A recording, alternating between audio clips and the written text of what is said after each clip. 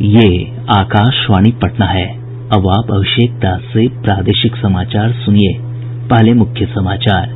प्रदेश में कोविड-19 नमूनों की दैनिक जांच क्षमता 50,000 के आंकड़े को पार कर गई है। एक दिन में रिकॉर्ड 60,000 से अधिक नमूनों की हुई जांच। कोविड-19 के 3,416 नये मामलों की पुष्टि के साथ ही राज्य में संक्रमितों की संख्या बढ़कर 68,148 हुई। 388 लोगों की हो चुकी है मौत। प्रदेश में बाढ़ की स्थिति में कोई सुधार नहीं। 16 जिलों की लगभग 70 लाख की आबादी बाढ़ की चपेट में।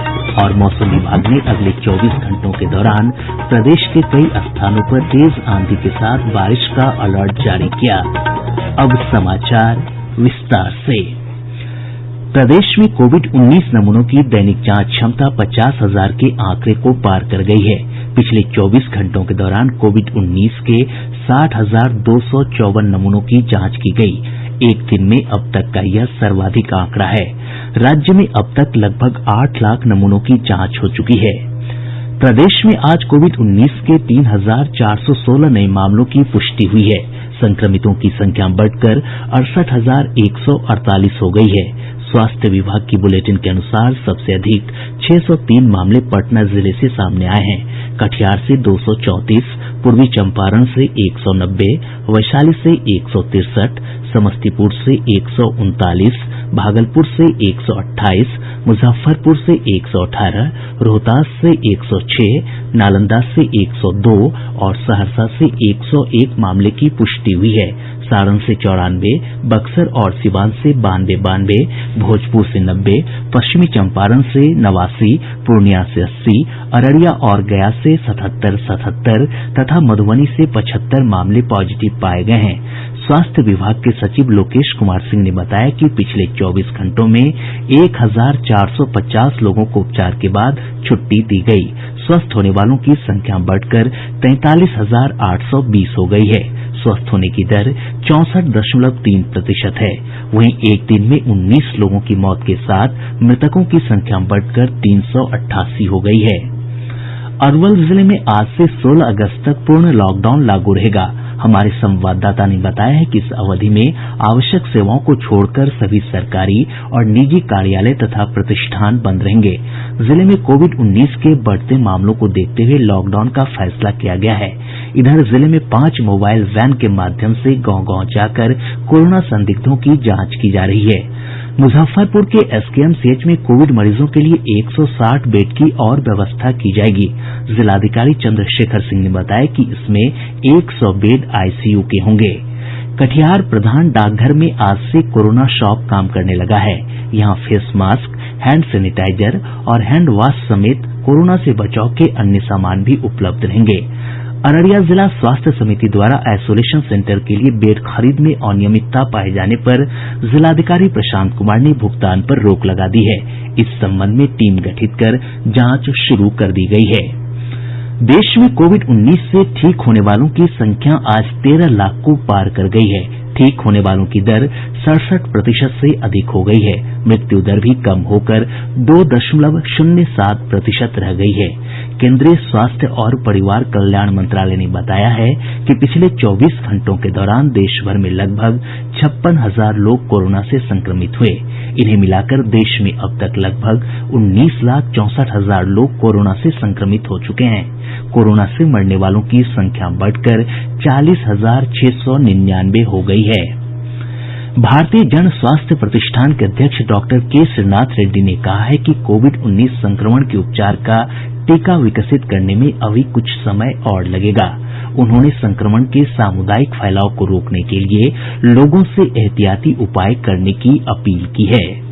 एक सामुदायिक रूप में इस वायरस को फैलने से रोक लगाएं। दूसरा, खुद की आत्मरक्षा कर लें और दूसरों को भी ये संक्रमण से बचा के रखें। तो इसके लिए हमें ये करना जरूरी है। हम जब बाहर जाते हैं मास्क पहन लें और एक दूसरे से 2 मीटर का फासला जिस हद तक हो सके उस हद तक रखें। और तीसरा, हाथ को अक्सर पानी और साबुन के साथ साफ रखें। साबुन भी नहीं मिलता है तो कम से कम पानी के साथ साफ कर लें या हैंड सैनिटाइजर का इस्तेमाल कर लें अगर वो उपलब्ध हो तो। कोविड-19 की दूसरी संभावित स्वदेशी वैक्सीन ज़ाइकोव-डी के पहले चरण का परीक्षण पूरा हो गया है। वैक्सीन विकसित करने वाली कंपनी जायडस कैडिला के चेयरमैन पंकज आर पटेल ने बताया कि प्रथम चरण के ट्रायल में वैक्सीन पूरी तरह सुरक्षित पाई गई है। उन्होंने बताया कि जिन लोगों पर परीक्षण हुआ उनमें किसी प्रकार के दुष्प्रभाव नहीं देखे गये। उन्होंने बताया कि दूसरे चरण का परीक्षण भी आज से शुरू कर दिया गया है। फिल्म अभिनेता सुशांत सिंह राजपूत की मौत की जांच करने मुंबई गई बिहार पुलिस की टीम वापस लौट आई है। पटना हवाई अड्डे पर टीम में शामिल अधिकारियों ने पत्रकारों से बातचीत में कहा कि मामला सीबीआई के हवाले हो जाने के बाद पुलिस मुख्यालय से वापस लौटने का आदेश मिला था। अधिकारियों ने कहा कि बिहार पुलिस द्वारा की गई जांच से सीबीआई को मदद मिलेगी। इस बीच अपर पुलिस महानिदेशक मुख्यालय जितेंद्र कुमार ने बीएमसी के आयुक्त को पत्र लिखकर भारतीय पुलिस सेवा के अधिकारी विनय कुमार तिवारी को क्वारंटीन मुक्त करने का अनुरोध किया है। गौरतलब है कि विनय कुमार तिवारी इस मामले की जांच के लिए मुंबई गए थे, जहां उन्हें जबरन क्वारंटीन कर दिया गया है। प्रादेशिक समाचार आप आकाशवाणी पटना से सुन रहे हैं। प्रदेश में बाढ़ की स्थिति में कोई सुधार नहीं हुआ है। राज्य के 16 जिलों के 124 प्रखंडों की 1185 पंचायतों की लगभग 70 लाख की आबादी बाढ़ से प्रभावित है। दरभंगा जिला सबसे अधिक प्रभावित हुआ है, जहां लगभग 20 लाख लोग बाढ़ की चपेट में हैं। प्रभावित जिलों में एनडीआरएफ और एसडीआरएफ की मदद से लगभग 5 लाख लोगों को सुरक्षित स्थानों पर पहुंचाया जा चुका है। इन क्षेत्रों में 8 राहत शिविर संचालित किए जा रहे हैं, जहां 12,000 से अधिक लोग रह रहे हैं। वहीं 1,402 सामुदायिक रसोई घरों का भी संचालन हो रहा है, जहां से लगभग 10 लाख से अधिक लोगों को तैयार भोजन उपलब्ध कराया जा रहा है। एनडीआरएफ और एसडीआरएफ की 33 टीमें लगातार राहत और बचाव अभियान में जुटी हुई हैं। बाढ़ प्रभावित जिलों से हमारे संवाददाताओं ने खबर दी है कि सुरक्षा तटबंधों के लगातार टूटने से नए इलाके बाढ़ की चपेट में आ रहे हैं। दरभंगा जिले के केवटी प्रखंड में बागमती नदी पर बना जमींदारी बांध फिर से टूट गया है। और ब्यौरा हमारे संवाददाता से। जमींदारी बांध के टूटने से केवटी प्रखंड के कई नए गांव जलमग्न हो गए हैं। स्थानीय ग्रामीणों के अनुसार पिंडारुच पंचायत की सीमा में 20 दिन में 3 बार बांध क्षतिग्रस्त हुआ है। इधर शहर से सटे करकौली में अधवारा समूह की बागमती नदी के सुरक्षा तटबंध की मरम्मत का काम जारी है। करकौली में टूटे तटबंध से पानी का रिसाव होने से शिवधारा से मोहम्मदपुर जाने वाली सड़क पर आवागमन प्रभावित हो गया है। दरभंगा शहरी क्षेत्र में भी लगातार पानी बढ़ रहा है, जिससे आम जनजीवन बुरी तरह प्रभावित हुआ है। आवश्यक सेवाओं की आपूर्ति भी बाधित हुई है। आकाशवाणी समाचार के लिए दरभंगा से मैं मणिकांत झा। मुजफ्फरपुर से हमारे संवाददाता ने बताया है कि सकरा प्रखंड में कदाने नदी पर बना रिंग बांध टूट गया है। रिंग बांध के टूटने से महसी, बसंतपुर, गौस, बेझा, सिराजाबाद, रहीमपुर और मंडई गांव में बाढ़ का पानी तेजी से फैल रहा है। रहीमपुर गांव में सड़क पर 3 फीट तक पानी बह रहा है, जिससे आवागमन प्रभावित हुआ है। वहीं सकरा में तिरहुत नहर के टूटे तटबंध से 80 गांव बाढ़ की चपेट में आ चुके हैं। नहर के पानी से सकरा, बाजिदपुर, रूपनपट्टी और कटेसर समेत कई पंचायतें बाढ़ की चपेट में आ गई है। सकरा प्रखंड मुख्यालय के मुख्य सड़क पर 2 से 3 फीट तक पानी का बहाव हो रहा है। आकाशवाणी समाचार के लिए मुजफ्फरपुर से कौशल किशोर कौशिक। सीतामढ़ी जिले में अधवारा समूह की नदियों के उफान पर होने से कई प्रखंडों में बाढ़ की स्थिति गंभीर बनी हुई है। वहीं मधुबनी जिले में अधवारा समूह की नदियों के जलस्तर में कमी आने से लोगों को थोड़ी राहत मिली है।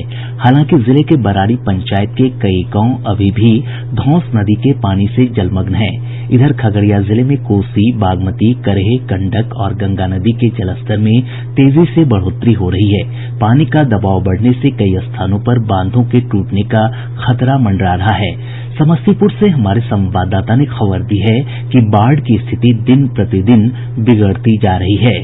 बागमती नदी का पानी कल्याणपुर प्रखंड के 30 से अधिक गांवों में प्रवेश कर चुका है। वहीं बैती नदी पर बने करियाही तटबंध से पानी का तेज बहाव होने से विभूतिपुर प्रखंड के तबका, किशनपुर और मिश्रोलिया गांव के निचले इलाकों में बाढ़ का पानी फैल गया है। वहीं जिले के खानपुर प्रखंड के शिवेसिंहपुर, रजवाड़ा और नथु द्वार समेत अन्य गाँव भी बाढ़ की चपेट में आ गए हैं। समस्तीपुर दरभंगा रेलखंड पर आज 14वें दिन भी रेल परिचालन ठप है। आकाशवाणी समाचार के लिए समस्तीपुर से कृष्ण कुमार।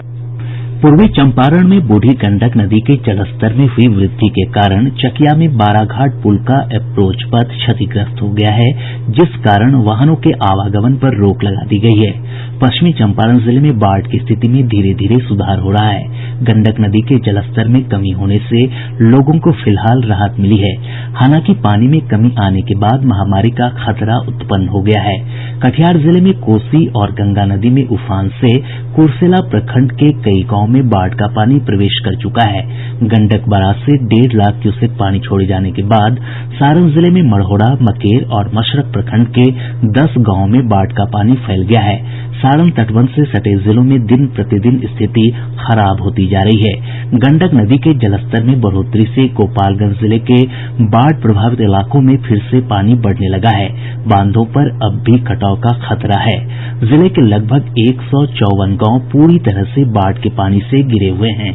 सुपौल, सहरसा और मधेपुरा जिले में भी बाढ़ की स्थिति यथावत है। वहीं किशनगंज में बाढ़ की स्थिति में सुधार हो रहा है। प्रदेश की प्रमुख नदियां अभी भी खतरे के निशान से ऊपर है, हालांकि जलस्तर में कमी दर्ज की गई है। बूढ़ी गंडक नदी मुजफ्फरपुर के सिकंदरपुर में खतरे के निशान से 1 मीटर ऊपर है। वहीं समस्तीपुर के रोसड़ा में नदी का जलस्तर लाल निशान से 4 मीटर ऊपर बना हुआ है। खगड़िया में भी नदी खतरे के निशान से लगभग 1 मीटर ऊपर बह रही है। बागमती नदी मुजफ्फरपुर के रून्नीसैदपुर में लाल निशान से 2 मीटर ऊपर पहुंच गई है। नदी दरभंगा के हायाघाट में भी खतरे के निशान से ऊपर बह रही है। अधवारा समूह की नदियां दरभंगा के कमतौल और एकमी घाट पर खतरे के निशान से ऊपर है। हालांकि सीतामढ़ी के सोनबरसा में नदी के जलस्तर में कमी दर्ज की गई है। कोसी नदी का जलस्तर भी सुपौल, खगड़िया और कटिहार में घटा है या फिर स्थिर बना हुआ है। अररिया में परमान नदी के जलस्तर में वृद्धि दर्ज की गई है। हालांकि यह खतरे के निशान से लगभग 1.5 मीटर नीचे बह रही है। पटना के गांधी घाट, हाथीदह और मुंगेर में गंगा नदी के जलस्तर में बढ़ोतरी दर्ज की गई है। इन स्थानों पर नदी खतरे के निशान के आसपास बनी हुई है। मौसम विभाग ने अगले 24 घंटों के दौरान प्रदेश के कई स्थानों पर तेज आंधी के साथ बारिश का अलर्ट जारी किया है। इस दौरान वज्रपात की भी चेतावनी जारी की गई है। बंगाल की खाड़ी और उसके आसपास निम्न दबाव का क्षेत्र बने रहने के कारण मौसम के रुख में तेजी से बदलाव हो रहा है। इस बीच पटना, गया, अरवल, रोहतास, बक्सर, कैमूर और सीतामढ़ी जिले के कुछ हिस्सों में अगले 2 से 3 घंटों के दौरान हल्की से मध्यम बारिश के साथ वज्रपात की चेतावनी जारी की गई है। मौसम विभाग से प्राप्त जानकारी के अनुसार आज सबसे अधिक 5 सेंटीमीटर बारिश दरभंगा में रिकॉर्ड की गई। जहानाबाद और बिहपुर में 4 सेंटीमीटर, जबकि हायाघाट, सुपौल, रोसड़ा, रामनगर और छपरा में 3-3 सेंटीमीटर बारिश दर्ज की गई। प्रधानमंत्री गरीब कल्याण रोजगार योजना के तहत नवादा के शेखो देवरा आश्रम में श्रमिकों को प्रशिक्षण उपलब्ध कराया जा रहा है। खगड़िया जिले में नीति आयोग द्वारा चलाए जा रहे सुरक्षित दादा दादी, नाना नानी अभियान की आज से शुरुआत हुई। अभियान के तहत बुजुर्गों को कोरोना संक्रमण से बचाव की जानकारियां दी जाएंगी। और अब अंत में मुख्य समाचार एक बार फिर। प्रदेश में कोविड-19 नमूनों की दैनिक जांच क्षमता 50,000 के आंकड़े को पार कर गई है। एक दिन में रिकॉर्ड 60,000 से अधिक नमूनों की हुई जांच। कोविड-19 के 3,416 नए मामलों की पुष्टि के साथ ही राज्य में संक्रमितों की संख्या बढ़कर 68,148 हुई। 388 लोगों की हो चुकी है मौत। प्रदेश में बाढ़ की स्थिति में कोई सुधार नहीं। 16 जिलों की लगभग 70 लाख की आबादी बाढ़ की चपेट में। और मौसम विभाग ने अगले 24 घंटों के दौरान प्रदेश में कई स्थानों पर तेज आंधी के साथ बारिश का अलर्ट जारी किया।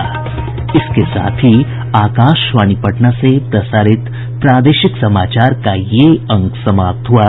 घर में रहिए, सुरक्षित रहिए और सुनते रहिए आकाशवाणी।